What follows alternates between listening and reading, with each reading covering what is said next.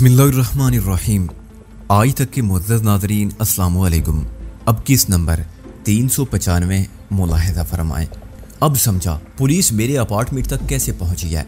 उसकी आवाज़ धीमी मगर लहजा सनसनीखेज था। मैंने चौंक कर उसकी तरफ देखा और पूछा, क्या हमारे बारे में कोई खबर शाये हुई है? तुम खुद ही पढ़ लो। उसने मुतलका सफ़े पर खुला हुआ न्यूयॉर्क टाइम मेरी जानी बढ़ा दिया। मैंने वो खबर पढ़ी और सन्नाटे में रह गया। वाशिंगटन स्क्वायर हाउसेज के हाउस नंबर 19 का हवाला देते हुए बताया गया था, एक रोज़ पहले मज़कूरा अपार्टमेंट में कत्ल और अगवा की जो वारदात हुई थी, उस सिलसिले में मजीद बातें सामने आई है। इस वारदात में मुलव्वस शख्स एक अमरीका दुश्मन पाकिस्तानी दहशतगर्द है। उसने हाउस नंबर 19 में ग्राम और नॉर्मन नामी 2 अफराद को कत्ल किया। उनके एक साथी अल्फ्रेड को मार पीट कर बेहोश किया और चौथे शख्स साइमन को अगवा करके अपने साथ ले गया। अभी तक साइमन का कोई सुराग नहीं मिल सका। पुलिस को उस येलो कैब की तलाश है जिसमें वो दहशतगर्द वाशिंगटन स्क्वायर हाउसेज तक पहुंचा था। ख्याल किया जाता है टैक्सी ड्राइवर भी उस दहशतगर्द का कोई साथी है। अल्फ्रेड को इत्तफाक से जल्दी होश आ गया और उसने येलो कैब का नंबर नोट कर लिया। ये नंबर कुछ यूं है, 49E1939। शहरियों से पुरजोर अपील है, जैसे ही किसी को ये कैब नजर आए वो फौरन पुलिस को इतला दे। साइमन की पुरस्रार गुमशुदगी का मतलब था हार्लम रिवर से अभी तक उसकी लाश दस्तयाब नहीं हुई थी। मैंने अखबार के दीगर सफात भी देख डाले, मगर सनशाइन अपार्टमेंट और जमीन दोज रेलवे ट्रैक पर पेश आने वाले वाकयात के बारे में कोई खबर न थी। इसका मतलब था या तो दानिस्ता किसी मसलत की बिना पर वो खबर रोक दी गई थी, या फिर वो ये तफसील अभी अखबारात तक नहीं पहुंची थी। मेरी कैब का नंबर अखबारात की जीनत बन गया। किसी ने हमें सड़कें नापते हुए देख लिया होगा, वसीम गहरी तशवीश से बोला। इसलिए पुलिस की बारीक जमीयत ने मेरे अपार्टमेंट तक रसाई हासिल कर ली। अब मैं अपने अपार्टमेंट जा सकता हूँ, ना टैक्सी इस्तेमाल कर सकता हूँ और ना ही फोबिकेट मुझे पनाह देने को तैयार होगी। इस मामले में पुलिस बराह रास्त मुलव्वस हो गई है। एक अमेरिकन सिटीजन होने के नाते फोबी किसी किस्म का रिस्क नहीं लेगी। वो मेरी कैब के नंबर से आगाह है। ये भी मुमकिन है हम उसके पास जाएं तो वो मुझे पहचानने ही से इनकार कर दे, और ये भी हो सकता है वो तुम्हारे साथ मुझे भी पहचान ले। मैंने मानीखेज लहजे में कहा, ताम अंदाज में गंभीरता रची बसी थी। क्या मतलब है तुम्हारा? वसीम ने मुतज़ब्ज़ब नज़र से मुझे देखते हुए कहा। मैंने अपना मतलब वादे करते हुए कहा, अमरीकी अवाम एक लिहाज से काबिल सताइश है कि ये कानून की मदद करने के लिए अपनी जान को जोखम में डाल देते हैं। पुलिस की फारियत में इनके ताउन का भी बड़ा हाथ है।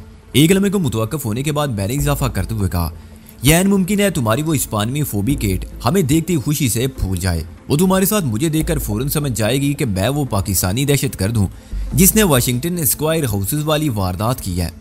न्यूयॉर्क टाइम ने शाया होने वाली खबर से वादे है कि इसी तनादुर में कल के अखबारात में भी इस वाक़े की खबरें शाया हो चुकी हैं। अमरीकी अवाम बहुत बाखबर और बाशऊर है।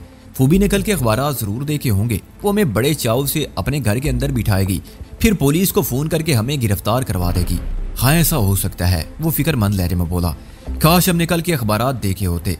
सांप निकल जाने के बाद लकीर पीटने का कोई फायदा नहीं। मैंने कहा, फोबिकेट के पास जाने की जरूरत नहीं, मैं कुछ और बंदोबस्त करता हूँ। कैसा बंदोबस्त? देखते जाओ, मैंने मुबम लहजे में कहा। वैसे इस खबर से कहीं ये जाहिर नहीं होता कि तुम उस पाकिस्तानी दहशतगर्द यानी मेरे साथी हो। तुम कह सकते हो मैंने गन पॉइंट पर तुम्हें अपना साथ देने पर मजबूर किया था। ये बात मैंने महज उसकी तसल्ली के लिए कही थी, वरना सूरत हाल ऐसी सादी नहीं थी। वो बड़ी शिद्दत से नफी में गर्दन चटकने लगा। नहीं वैदान, शायद तुमने खबर को गौर से नहीं पढ़ा। पुलिस को मेरी टैक्सी का नंबर बताने वाला अल्फ्रेड है। ये वही शख्स है जिसे मैंने मार मार कर अंटा गफील किया था। हम दोनों नंबर 19 में जिस तौर दाखिल हुए थे, उस अंदाज से यही जाहिर होता है हम दोनों साथी हैं। मेरे लिए वापसी का हर दरवाजा बंद हो चुका है। मैं तुम्हें वापस नहीं धकेल रहा हूँ, मैंने उसकी आंखों में देखते हुए दबी आवाज में कहा। अब हम हर कदम एक साथ उठाएंगे। तुम अपने अपार्टमेंट और कैब को जहन से झटक दो। झटक दिया उसने बाकायदा गर्दन को झटका और बोला, एक बात समझ में नहीं आ रही, ये पाकिस्तानी दहशतगर्द और अमरीका दुश्मन वाला आइडिया प्रेस वालों को कहाँ से मिल गया? मैंने पुरसोच अंदाज में कहा, इसके पीछे मुझे रब्बी मक्कार ज़ेन काम करता नजर आ रहा है। वो एक तरफ से मुझसे दोस्ती की कोशिश में था और दूसरी जानिब पुलिस के तवस से उसने अपना काम जारी रखा था। उसकी मुनाफकत अमेज दोस्ती दुश्मनी अमेज बसलत पर मबनी थी। वो अभी तक अगर ढके छुपे अंदाज में पुलिस को एक अमरीकी दुश्मन पाकिस्तानी दहशतगर्द यानी तुम्हारी पीछे दौड़ा चुका है, तो आइंदा वो खुलकर वार करेगा। वसीम ने कहा, हम नुक्ता उठाया। तुमने उसे जो तवील तलक गुफ्तगू की है, उसके रद्द-ए-अमल के तौर पर उसके इशारों पर तुम्हारा नाम भी मंजर आम पर आ सकता है। सनशाइन अपार्टमेंट और सबवे ट्रैक वाले वाक़े को वो आसानी से फरामोश नहीं कर सकेगा। हाँ, अब सब कुछ मुमकिन है, मैंने रसानियत भरे लहजे में कहा। हमें हर नोयत की संगीन सूरती हालात के लिए तैयार रहना चाहिए। उसने पूछा, वैदान, तुमने अभी तक ये नहीं बताया कि फौरी तौर पर पनाह के लिए तुम क्या बंदोबस्त कर रहे हो? اس سے پہلے کہ میں اس کے سوال کا جواب دیتا ایک ویٹر کارڈ لیس تھامے جوزف کی تلاش میں ہماری میز کے قریب آ گیا۔ میں سمجھ گیا وہ ونگنگ کا فون تھا۔ ویٹر کارڈ لیس مجھے تھما کر چلا گیا تو میں نے ریسیور کو کان سے لگا کر باؤتھ سیکشن میں دھیرے سے ہیلو کہا۔ جواب میں ونگنگ کی سرسراتی آواز میری سما سے ٹکرائی۔ اس وقت تم کس سلیے میں ہو؟ وہ میرا نام لیے بغیر مخاطب ہوا۔ اس کی احتیاط کو دیکھتے ہوئے میں سمجھ گیا کوئی گڑبڑ ہے۔ میں نے بھی محتاط انداز میں جواب دیا، ایک اجنبی کے حلیے میں اس حلیے کو تم پہچان سکتے ہو۔ میں نے ونگنگ کے سامنے ہی میک اپ کیا تھا۔ اور تمہارا ساتھی؟ اس نے وسیم کا نام لینا ضروری نہ سمجھا۔ میں نے جواب دیا اپنے اصلی رنگ و روپ میں، ٹھیک ہے۔ اس نے گہری سانس خارج کی۔ میں نے پوچھا کوئی گڑبڑ ہے؟ بہت زبردست۔ اس کی سنگین آواز میری سما سے ٹکرائی۔ فون پر تفصیلی بات کرنا مناسب نہیں، تم دونوں فوراً سلویا سے نکلو، ایک اسٹریٹ کا فاصلہ پیدل طے کرو، پھر ویسٹ 125 اسٹریٹ پر تمہیں سب وے کا انٹرنس گلوب نظر آئے گا۔ تم وہاں سے ایکسپریس 3 لائن پکڑو اور سیدھے وال اسٹریٹ پہنچ جاؤ۔ جب تم وال اسٹریٹ والے اسٹیشن سے باہر نکلو تو بائیں جانب روڈ پر تمہیں سلیٹی رنگ کی ایک گاڑی کھڑی نظر آئے گی۔ تم دونوں خاموشی کے ساتھ مذکورہ گاڑی کا عقبی دروازہ کھول کر اندر بیٹھ جاؤ۔ ڈرائیونگ سیٹ پر میں تمہیں بیٹھا ملوں گا۔ گاڑی کا نمبر C4408 ہے۔ اس قدر رازداری سے تو ظاہر ہوتا ہے کہ پلیز وقت کم ہے۔ اس نے میری بات پوری ہونے سے پہلے ہی اپنی کہی اور سلسلہ منقطع کر دیا۔ میں حیران و پریشان نگاہ سے کارڈ لیس کو دیکھنے لگا۔ وسیم نے الجھے ہوئے لہجے میں پوچھا کس کا فون تھا؟ ونگنگ کا۔ میں نے بتایا ہمیں فوراً وال اسٹریٹ پہنچنا ہے۔ کیا کوئی خاص بات ہے؟ وہیں جا کر پتہ چلے گا، میں نے کہا اور اٹھ کر کھڑا ہو گیا۔ اس کے بعد ہم نے سلویا میں ناشتے کا بل ادا کیا اور ریسٹورنٹ سے باہر نکل آئے۔ سلویا ویسٹ 126 اسٹریٹ پر واقع تھا۔ ویسٹ 125 والے انٹرنس گلوب تک پہنچنے میں ہمیں بمشکل 5 منٹ لگے ہوں گے۔ ٹھیک 10 بجے ہم ایکسپریس ٹرین 3 لائن پر سوار ہو رہے تھے۔ تقدیر کی بازی گری بڑی عجیب ہے۔ اب سے ٹھیک 12 گھنٹے پہلے یعنی گزشتہ رات 10 بجے ہم دونوں پردیسی WTC والے اسٹیشن سے E لائن پر سوار ہو رہے تھے اور نہ جانے کہاں سے کس لائن پر سوار ہونا نصیب میں لکھا تھا۔ ویسٹ 125 والے سب وے اسٹیشن سے صرف 2 ٹرینیں 2 اور 3 لائنز چلتی تھی۔ یہ دونوں ٹرینیں لیناکس ٹرمینل اور برونکس کی طرف سے آتی تھی۔ اسٹریٹ 116 اسٹریٹ 110 کے اسٹیشنوں سے گزرنے کے بعد یہ سینٹرل پارک کے نیچے سے دوڑتے ہوئے اسٹریٹ 103 سے ایک نئے ٹریک میں داخل ہو جاتی۔ اسی ٹریک پر واشنگٹن ہائٹس اور کنگز برج کی جانب سے آنے والی 2 ٹرینیں 1 اور 9 لائن بھی آ ملتی۔ اس کے بعد یہ ٹریک 1, 2, 3 اور 9 لائن کی گزرگاہ بن جاتا۔ ہم اسٹیشن سے باہر نکل آئے تو بائیں جانب اسٹریٹ پر سلیٹی رنگ کی وہ گاڑی موجود تھی جس کا نمبر مسٹر ہنگ نے مجھے بتایا تھا۔ ہم ایک لمحہ ضائع کیے بغیر گاڑی کے اندر جا بیٹھے۔ Welcome and good morning. ونگنگ نے گردن گھما کر مسکراتے ہوئے چہرے سے ہمیں دیکھا اور گاڑی آگے بڑھا دی۔ میں پوچھے بنا نہ رہ سکا مسٹر ہنگ یہ سب کیا ہے؟ کل ایک ایوننگ میں تمہارے بارے میں خبر چھپی تھی، وہ بلا تمید بتانے لگا۔ تمہارے جانے کے بعد وہ اخبار میری نظر سے گزرا۔ خبر میں واشنگٹن اسکوائر ہاؤسز والا واقعہ تفصیل سے بیان کیا گیا تھا۔ میں ایک معتبر ایوننگ شام کے اخبار کی بات کر رہا ہوں۔ وہ ایک لمحے کو سانس لینے کے لیے رکا، پھر مزید بتاتے ہوئے بولا آج صبح کے تمام اخبارات میں اس واقعے سے متعلق مزید خبریں چھپی ہیں۔ ڈھکے چھپے الفاظ میں تمہیں پاکستانی دہشت گرد اور امریکہ دشمن قرار دیا گیا ہے، اور میرے خیال میں یہ سب کچھ ربی موشی ہائمن کے اشارے پر کیا گیا ہے۔ ونگنگ میرے پیش آمدہ تازہ ترین حالات سے بخوبی آگاہ تھا۔ وہ جانتا تھا آج کل یہودی لابی سے میری بری طرح ٹھنی ہوئی تھی۔ میں نے کہا میں نے دی نیو یارک ٹائم میں ایسی خبر پڑھی ہے۔ اس خبر کے بعد بھی بہت سی سنسنی خیز خبریں چل گئی ہیں وجدان۔ میں نے چونک کر اسے دیکھا یہ تم کیا کہہ رہے ہو مسٹر ہنگ؟ ہنگ نے گاڑی وال اسٹریٹ سے نکال کر براڈ وے پر لے لی اور کہا جب تمہارا فون آیا اس وقت میں ناشتے سے فارغ ہو کر اخبار دیکھ رہا تھا۔ کمرے میں ٹی وی بھی کھلا ہوا تھا۔ اخبار میں چھپنے والی تمہاری خبر میں نے پڑھی تو تم مجھے بہت یاد آئے۔ میں کل رات ہی تم سے رابطہ کرنے کی کوشش میں تھا۔ میں نے موبائل فون آف کر رکھا تھا، مجبوری تھی۔ میں نے قطع کلامی کرتے ہوئے کہا۔ وہ بولا میں نے گزشتہ رات بڑے عذاب میں گزاری ہے۔ بہرحال صبح تمہارا فون آیا تو میں نے فی الفور تمہیں وال اسٹریٹ پہنچنے کو کہا۔ میں چاہتا تو تمہیں اپنے گھر بھی بلا سکتا تھا، لیکن حالات اس بری طرح بگڑ چکے ہیں کہ یہ احتیاط برتنا پڑی۔ حالات کبھی سدھرے ہوئے کہاں تھے جو اب بگڑ گئے ہیں، میں نے تلخی سے کہا۔ ہنگ نے براڈ وے کو چھوڑا اور گاڑی کو کوٹ لینڈ اسٹریٹ پر ڈال دیا، پھر ٹھہرے ہوئے لہجے میں بولا اب میں تمہیں جو کچھ بتانے جا رہا ہوں اسے سن کر تم سمجھ جاؤ گے کہ حالات کی خرابی کس نوعیت کی ہے۔ تمہاری باتوں سے میں اندازہ لگا چکا ہوں کہ تم تازہ ترین خبروں سے واقف نہیں ہو۔ شاید اسی دوران میں تمہیں ٹی وی دیکھنے کا موقع نہیں مل سکا۔ کیا کہنا چاہتے ہو مسٹر ہنگ؟ اس کا پراسرار انداز دیکھتے ہوئے میں الجھ کر رہ گیا۔ وہ بولا جیسے میں نے تمہارا فون سننے کے بعد ریسیور رکھا ٹی وی پر بریکنگ نیوز آنے لگی۔ وہ نیوز تمہارے ہی بارے میں تھی۔ فاکس نیوز والے بڑے سنسنی خیز انداز میں پوری دنیا کو یہ بتانے کی کوشش کر رہے تھے کہ واشنگٹن اسکوائر ہاؤسز میں جس پاکستانی امریکہ دشمن دہشت گرد نے قتل اور اغوا کی واردات کی ہے اس کا نام وجدان ہے، और वो किसी डिसिल्वा के उलिये और ID पर स्टेट्स में दंदनाता फिर रहा है। अगवाशुदा साइमन की लाश हार्लम रिवर से बरामद कर ली गई है। इसके अलावा सनशाइन अपार्टमेंट में तुम्हारे कारनामे को भी हाईलाइट किया गया है और सबवे के ट्रैक पर मिलने वाली रीटा नामी एक औरत की लाश को भी तुम्हारे खाते में डाल दिया गया है। मैं तुम्हें हिंग इतनी बड़ी और अधूरी खबर सुना रहा था कि मैं उसकी बात काटने पर मजबूर हो गया। जमीन दूर रेलवे ट्रैक पर से किसी मर्द की लाश के पार्चे नहीं मिले? नहीं, वो कतिये से बोला, ऐसा कुछ सुनने में नहीं आया। बहरहाल मैं तुम्हें बता रहा था, वो एक लम्हे को सांस लेने के लिए रुका तो मैं रब्बी यहूदियत अमेज बक्कार पर दिल में उसे सलावातें सुनाने से बाद ना रह सका। उसने नकली वजदान के अंजाम को इतनी सफाई के साथ मंदिर से हटाया यानी हटवाया था कि बस अमेरिका एक जमहूरी मुल्क है और वहाँ के प्रेस की आज़ादी से पूरी दुनिया वाकिफ है। लेकिन अफसोस के साथ ये कहना पड़ता है और ये एक छुपी हुई हकीकत है कि वहाँ का प्रेस सिर्फ गैर अमरीकियों खुसूसन की हद तक ही आज़ाद है, वरना जहाँ यहूदियों का मामला आन पड़ता है तो घर की बेटी का किस्सा समझकर नाक कटने से बचाने के लिए हर ऐब फेल पर दबीज चादर डाल दी जाती है, जैसा कि नकली वजदान के सिलसिले में हुआ था। रब्बी ने उसकी भयानक मौत को सिरे से गायब करवा कर उसकी लाश छोटे बड़े चंद पार्चा जात के बिखराव को भी कैच कर लिया था। मुझे वजदान डिक्लेयर करने के लिए जरूरी था कि मेरे नेगेटिव को भी मंदिर से हटा लिया जाता और रब्बी ने कुछ इसी किस्म का चक्कर चलाया था। हिंग ने मजीद बताया, ब्रेकिंग न्यूज के इख्तिताम पर न्यूज कास्टर ने कहा है कि उस येलो कैब वाले का नाम ठिकाना मालूम करने की कोशिश की जा रही है। जल्दी वजदान को उसके ठिकाने से गिरफ्तार कर लिया जाएगा।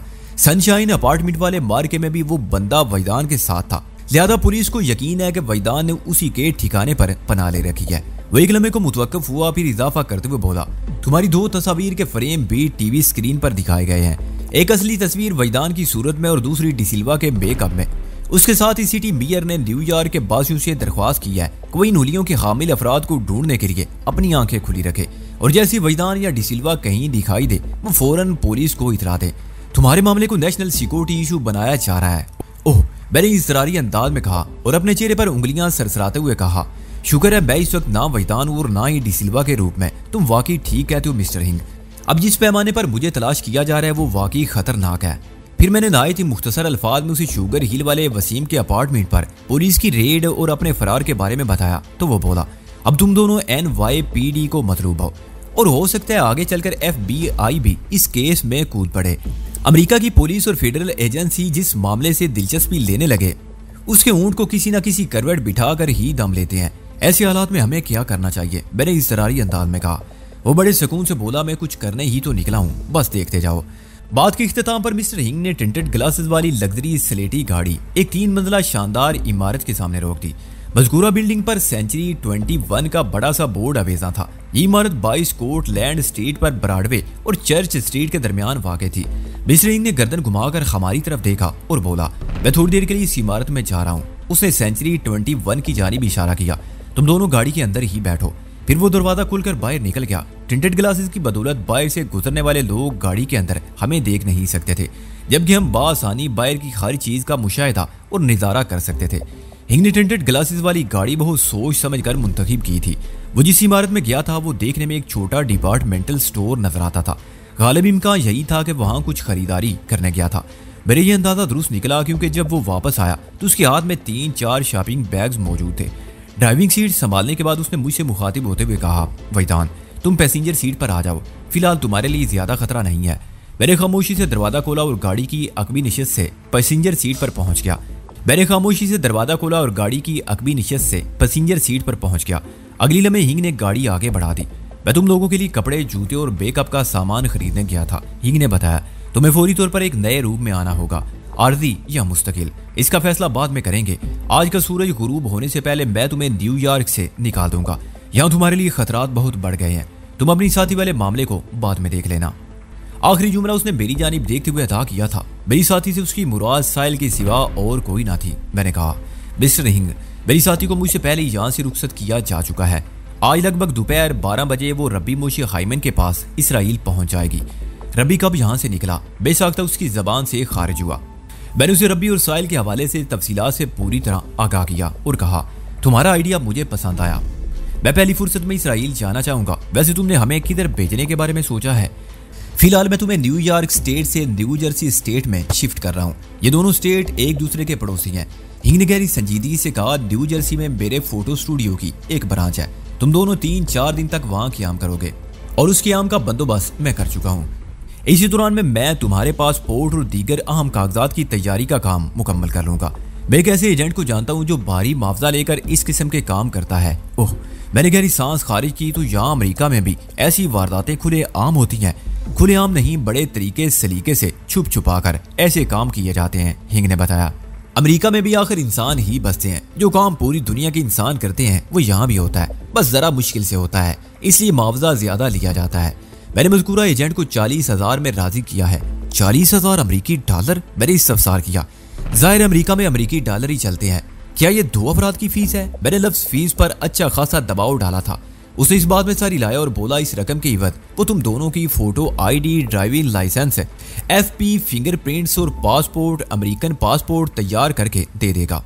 तुम दोनों ऐसे गैर अमरीकी होगे जो तवील अरसे से यहाँ रह रहे हो और मुख्तलिफ तरीकों से गुजर कर तुम्हारा ये वाइट कार्ड बना और फिर तुम ग्रीन कार्ड होल्डर बन गए। मैंने हैरत से पलकें झपकाई और पूछा, क्या ये तमाम दस्तावेजात असली होंगी? एकदम असली, रिकॉर्ड के साथ वो यकीन से बोला। इसी बात के तब वो एजेंट 40,000 डॉलर वसूल करेगा। बड़ी मुश्किल से राजी किया है। वो तो 50,000 से $1 नीचे नहीं आ रहा था। बहरहाल एक ऑप्शन मैंने रख छोड़ा है। कैसा ऑप्शन? मैंने सवाल किया। ठहरो बताता हूँ। उसने एक हाथ से स्टीयरिंग को काबू में रखते हुए दूसरे हाथ से अपना मोबाइल निकाल लिया। फिर कीपैड पर 2123557555 के नंबर पंच करने के बाद मोबाइल को कान से लगाते हुए बोला, पहले लंच के लिए टेबल बुक करवा लूं, फिर बात करते हैं। अगली लम्हे वो किसी रेस्टोरेंट के रिसेप्शन से मुखातिब था। हेलो दावत, मधुर जाफरी से बात करवा दे। शायद दूसरी तरफ से कहा गया मधुर जाफरी मौजूद नहीं है। हिंग ने बुरा सा मुंह बनाया और बोला, ठीक है, जाफरी से बाद में बात हो जाएगी। फिलहाल आप 3 अफराद के लंच के लिए कोई मुनासिब लोकेशन की टेबल रोक लें। मेरा नाम विंग हिंग है। जाफरी मुझे अच्छी तरह जानती हैं। वो मेरे पास चाइना टाउन आती रहती हैं। दूसरी जानिब से रिजर्वेशन की यकीन दहानी कराई गई। विंगिंग ने सिलसिला मुनक़ते कर दिया। दावत और जाफरी के अल्फाज ने मुझे और वसीम को बेतरह चौंकने पर मजबूर कर दिया था और हमारा ये चौंकना हिंग से छुपा नहीं रहा। इससे पहले कि हम में से कोई सवाल करता उसने खुद ही वजाहत कर दी। दावत नामी रेस्टोरेंट मैनहट्टन का नंबर 1 इंडियन रेस्टोरेंट है। मैंने सोचा क्यों ना आज आप लोगों की देसी खानों से तबादले की जाए। दावत में दाखिल होकर आपको यूं महसूस होगा जैसे इंडो पाक के किसी आला क्वालिटी शानदार रेस्टोरेंट में कदम रख दिया हो। और ये मधुर जाफरी साहिबा कौन है? मैंने पूछ लिया। एक ने बताया, मधुर जाफरी उस रेस्टोरेंट की रूह रवां और बेरी शनासा भी है। मधुर एक आला पाए की राइटर है। राइटर, कुकरी राइटर, खाना पकाने से मुतल्लिक लिखने वाला होना हैरत की बात नहीं, क्योंकि वो एक कामयाब रेस्टोरेंट चला रही है। कमाल तो उस खातून का ये है कि वो एक बेहतरीन एक्ट्रेस भी है। थोड़ी देर तक हिंग में दावत में पेश किए जाने वाले खाने और उनकी खुसूसियात से आगाह करता रहा। फिर असल मौजू की तरफ आ गया। मुझसे मुखातिब होते हुए बोला, वजदान, मैं ऑप्शन की बात कर रहा था। दरअसल सांगफू की हिदायत के मुताबिक मुझे तुम्हारा हर तरह का ख्याल रखना है। मैं नहीं जानता तुम्हारा ये टैक्सी ड्राइवर दोस्त क्या हैसियत रखता है, इसे भी मजकूरा दस्तावेजात देनी चाहिए या नहीं, मुस्तकबिल में ये तुम्हारा साथ देगा या नहीं, तो मेरा मतलब समझ रहे हो ना। मैं दर हकीकत तुम्हारे प्रोग्राम से आगाह नहीं हूँ, इसलिए मैंने भी एजेंट से बात फाइनल नहीं की। अगर वसीम तुम्हारे साथ नहीं तो फिर सिर्फ तुम्हारे कागजात ही तैयार करवाना होंगे। मैं तुम्हारी बात को नहायत अच्छी तरह समझ गया हूँ मिस्टर हिंग, मैंने ठहरे हुए मगर खुशगवार लहजे में कहा। जिस तरह तुम सांगफू की हिदायत के मुताबिक मेरा ख्याल रखने के पाबंद हो, बिल्कुल उसी तरह मेरी हिदायत पर वसीम का ख्याल रखने की पाबंदी भी कबूल कर लो। क्या तुम्हें इस सिलसिले में कोई एतराज़ है? हरगिज़ नहीं, वो कती लहजे में बोला। मैं वसीम की जानिब मुड़ गया और पूछा, तुम्हें मेरे साथ जाने पर कोई खर्च महसूस तो नहीं हो रहा? अगर हो रहा है तो बता दो। कैसी बातें करते हो वजदान, वो खफगी अमेज लहजे में बोला। मैं अपनी सारी कश्तियां जलाकर तुम्हारे साथ चलाऊं, अब मौत ही हमें जुदा कर सकती है। वेल सैड, मैंने मजबूत लहजे में कहा और दोबारा मिस्टर हिंग से मुखातिब हुआ। दोनों के कागजात तैयार होंगे, लेकिन इस सिलसिले में मेरी कुछ तरजीहात होंगी। ये बात मैंने दूरबीनी का मुशाहिदा करते हुए कही थी। हिंग ने पूछा, कैसी तरजीहात? मैंने अपने मंसूबे बल्कि दूर अंदेशी के पेश नज़र कहा, वसीम के कागजात तो वैसे ही बनेंगे जैसा कि तुमने कहा है, यानी एक ऐसा पाकिस्तानी जो तवील अरसे से अमेरिका में मुकीम है और मुख्तलिफ मराइल से गुजर कर पहले उसे वाइट कार्ड इशू होता है और बाद ग्रीन कार्ड। उसके नाम और हुलिये का मसला बाद में हल कर लेंगे। मगर मैं में भर को सांस लेने के लिए रुका, फिर बात जारी रखते हुए कहा, मगर मेरे तमाम डॉक्यूमेंट्स एक अमेरिकन यहूदी की हैसियत से तैयार होना चाहिए और नाम होगा राजर। ये नाम रबी मुशी हाइमन ने तनवीमी अमल के दौरान में मेरे लिए तजवीज़ किया था। अफसोस कि उसकी तजवीज़ शर्मिंदा तकमील ना हो सकी। वो कभी सोच भी नहीं सकेगा कि मैं राजर का नाम इख्तियार करके उसकी गर्दन तक पहुंचने की कोशिश करूंगा। मैं इस नाम से बड़े फ़ायदे उठा सकता हूँ। مسٹر ہنگ نے کہا تمہارے فیس کٹس ہالی ووڈ کے ایک سابق سٹار سے بہت کلوز ہیں، تمہیں حلیے میں بہت زیادہ تبدیلی کی ضرورت پیش نہیں آئے گی۔ میں تم سے یہی بات کراچی میں بیک اپ آرٹسٹ نسیم جوہر نے بھی کہی تھی۔ میں نے بے ساختہ ہنگ کی بات کاٹی اور کہا نسیم جوہر سے میری سوچ اخبار نویس مناس باقر کی طرف چل گئی۔ جس نے بھی میرا ساتھ دیا اس کا سکون ختم کر دیا گیا۔ صرف میرا ساتھ دینے کی وجہ سے مناس باقر کے گھر والوں کو کراچی کرائم اور چودھری کے بندوں نے مل کر موت کے گھاٹ اتارا تھا، اور یہ بھی اتفاق تھا کہ صدف کو اپنی میڈیکل کی دوست عشرت کے گھر میں ایک مسئلے کے سلسلے میں ضرورت پڑ گئی۔ جب صدف مناس باقر کے گھر پہنچی اسی وقت مناس باقر کے بنگلے سے چودھری نوازش کا چیلا 2 جیپوں میں گنڈوں کے ساتھ گن لہراتے ہوئے نکلا۔ صدف موقع شناس تھی، فوری حالات کی نزاکت کو سمجھ گئی کہ شعیب غوری کے بنگلے پر خون کی ندیاں بہہ چکی ہیں۔ صدف نے اسی وقت پاشا کی گاڑیوں کا احتیاط سے پیچھا شروع کر دیا تھا۔ جب پاشا اپنے بنگلے میں 4 کمانڈو نما گنڈوں کے ساتھ داخل ہوا تو میں گارڈ کو گن پوائنٹ پر رکھے ہوئے تھا۔ دروازہ کھلا ہوا تھا۔ پاشا نے جب گارڈ کو آواز دی، گارڈ نے اپنی جان کی پرواہ کیے بغیر چیخ کر کہا پاشا صاحب اپنی جان بچائیں۔ پاشا کے ساتھ شعیب غوری کے 4 کمانڈو نما گنڈوں نے فائر کھول دیا۔ صدف نے جب فائرنگ کی آواز سنی تو صدف بھی احتیاط سے دیوار پھاند کر اندر کود پڑی، اور جب صدف کی نظر مجھ پر پڑی تو تمام حالات صدف کی نظر میں آ گئے۔ پھر ہم دونوں نے مل کر شعیب غوری کے 4 پالتو کتوں کو جہنم واصل کر دیا، جنہوں نے مناس باقر کی بیوی اور تمام کام کرنے والوں کو موت کے گھاٹ اتار دیا تھا۔ جب ہم ان 4 گنڈوں سے مصروف جنگ تھے تو پاشا وہاں سے فرار ہونے میں کامیاب ہو گیا، جسے بعد میں شہزاد نے موت کے گھاٹ اتار دیا۔ پھر میں شعیب غوری کے ہتھے چڑھ گیا اور یہاں تک آ گیا۔ کبھی رک گئے، کبھی چل دیے، کبھی چلتے چلتے بھٹک گئے، یوں ہی عمر ساری گزار دی، یوں ہی زندگی کے ستم سہے، کبھی ان کے در، کبھی در، کبھی در بدر، غم عاشقی تیرا شکریہ، ہم کہاں کہاں سے گزر گئے۔ مسٹر ہنگ نے کہا تمہارے فیس کٹس ہالی ووڈ کے ایک سابق سٹار سے بہت کلوز ہے، تمہیں حلیے میں بہت زیادہ تبدیلی کی ضرورت پیش نہیں آئے گی۔ میں تم سے یہی بات کراچی میں بیک اپ آرٹسٹ نسیم جوہر نے بھی کہی تھی۔ میں نے بے ساختہ ان کی بات کاٹی اور کہا تم برائز کی بات کر رہے ہو جو سر منڈا کر فلموں میں کام کرتا تھا۔ ایگزیکٹلی، وہ تائیدی انداز میں گردن ہلاتے ہوئے بولا میں تم سے صرف ایک سوال کرنا چاہتا ہوں کہ تم ایک امریکی یہودی کی آئی ڈی کیوں چاہتے ہو؟ کیا اس میں کوئی پرابلم ہے؟ میں نے الٹا اس سے سوال کر دیا۔ کوئی پرابلم نہیں، وہ جلدی سے بولا۔ ایجنٹ کو 10,000 زیادہ دینا ہوں گے، جو کام 40 میں ہو رہا تھا $50,000 میں ہو جائے گا۔ میں صرف اپنی تسلی اور معلومات کے لیے پوچھ رہا ہوں۔ میں نے ٹھہرے ہوئے لہجے میں کہا ربی موشی خائمن نے مجھے جس دکھتی ہوئی آگ میں اتارا ہے وہ اب آسانی سے سر نہیں ہوگی۔ یہ گرم جنگ ہمارے درمیان پتہ نہیں کتنا عرصہ چلے گی۔ مجھے فوری طور پر اسرائیل روانہ ہونا ہوگا۔ ایک امریکی یہودی کو بآسانی اسرائیل کا ویزا مل جاتا ہے۔ اپنی مطلوبہ آئی ڈی کے طفیل میں بڑی سہولت سے یہودیوں کے اندر گھس سکوں گا۔ کیا تم جانتے ہو میں یہ سارا کشٹ کس کی خاطر اٹھا رہا ہوں؟ میرا آخری جملہ ایک ایسا پل شاٹ تھا جسے فیل کرنا ہنگ کے بس کی بات نہ تھی۔ وہ لرزیدہ آواز میں بولا تم اپنی ساتھی سائل کو ربی کے چنگل سے آزاد کرانا چاہتے ہو، اور یہ لڑکی کبھی دھنو تھی، وہ نیل کنڈ کی عبادتگاہ کے بخشو تھونچی کی بیٹی، دھنوس عبادتگاہ کے تہ خانے میں دفن ایک سربستہ راز کی امین بھی ہے۔ ربی نے اس لیے دھنو کی شارک پر اپنے ناپاک پنجے گاڑ رکھے ہیں کہ وہ بدھ عبادت گاہ کے خزانے پر خاص صاف کرنا چاہتا ہے۔ دھنو تمہارے لیے ہی نہیں بلکہ ہمارے لیے بھی نہایت اہم ہے۔ میں نے 2 ٹوک انداز میں کہا دھنو کی اہمیت تم لوگوں کے نزدیک بدھزم اور عبادت گاہ میں پوشیدہ بیش بہا خزانے کے طفیل ہوگی، لیکن مجھے ان تمام تر مسائل سے قطعاً کوئی دلچسپی نہیں۔ میں تو صرف اتنا جانتا ہوں کہ ماضی والی تمہاری دھنو اب حال میں میری ساحل ہے، وہ میرا سب کچھ ہے اور ہمیشہ کے لیے سب کچھ رہے گی۔ وہ میری محبوبہ ہے۔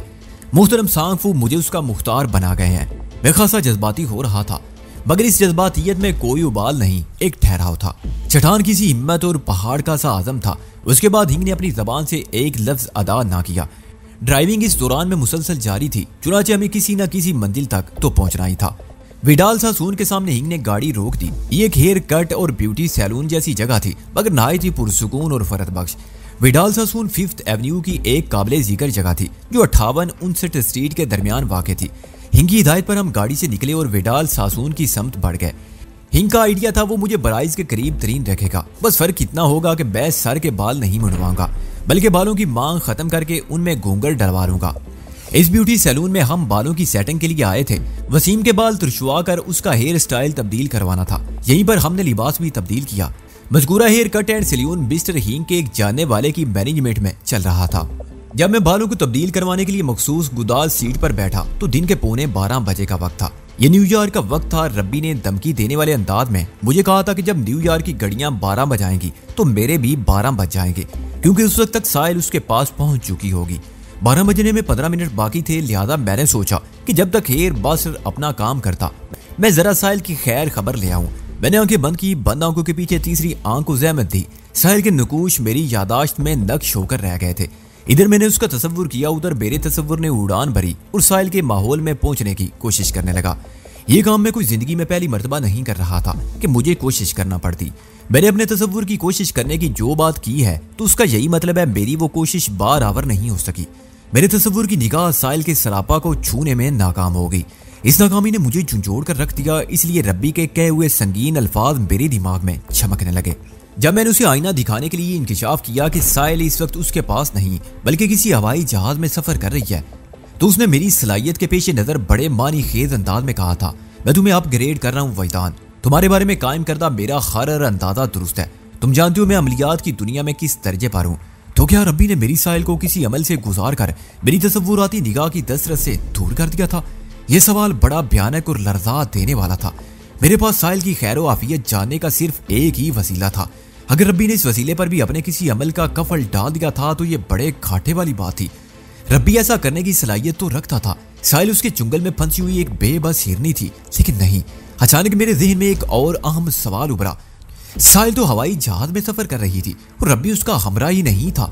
ساحل کا طیارہ 12 بجے نیو یارک ٹائم کے مطابق اسرائیل پہنچنا تھا اور اس میں ابھی کم از کم 10 منٹ باقی تھے، پھر ربی کیوں کر ساحل کو کسی طرح عمل سے گزار سکتا تھا؟ ہاں البتہ یہ ہو سکتا تھا کہ جہاز کی لینڈنگ کے سلسلے میں ربی نے مجھ سے جھوٹ بولا ہو، ساحل 12 سے بہت پہلے اسرائیل کی زمین پر قدم رکھ چکی ہو اور اب تک ربی نے واقعی اس پر کوئی رکاوٹی عمل کر ڈالا ہو۔ یہ خیال کرین قیاس تھا، کیونکہ یہودیوں کا وہ ربی مربی مجھ سے پہلے بھی متعدد غلط بیانیاں کر چکا تھا۔ اس کی بات کا اعتبار کرنا حماقت کی سوا کچھ نہ تھا۔ میں نے آنکھیں بند رکھتے ہوئے ساحل کے ماحول میں پہنچنے کی 3-4 مرتبہ کوشش کی۔ جب ہر بار ایک ہی جیسا نتیجہ برآمد ہوا تو جھنجھلا کر میں نے آنکھیں کھول دی۔ اسی لمحے ایک سریلا کہکا میری سماعت میں رس گھول گیا۔ اس نوجوانی شہدیلی آواز نے مجھے چونک کر ادھر ادھر دیکھنے پر مجبور کر دیا۔ میری اسی ذراری حرکت کو ہیئر آرٹسٹ نے خاص طور پر نوٹ کیا۔ وہ ہاتھ رو کر مجھ سے پوچھنے لگا، any problem sir? No problem. میں نے برجستہ یہ کہتے ہوئے دوبارہ آنکھیں بند کر لی۔ بند آنکھوں کے پیچھے ایک حسین چہرہ روشن ہو گیا۔ پتہ نہیں یہ میرے تخیل کی کار فرمائی تھی یا پھر وہ واقعی اپنی کسی شکتی کے تفعیل میرے تصور میں مجسم ہو کر رہ گئی تھی۔ میں اس منمونی صورت کو لاکھوں کروڑوں چہروں کے بیچ ایک نگاہ میں شناخت کر سکتا تھا۔ وہ نیل کری ہی تھی۔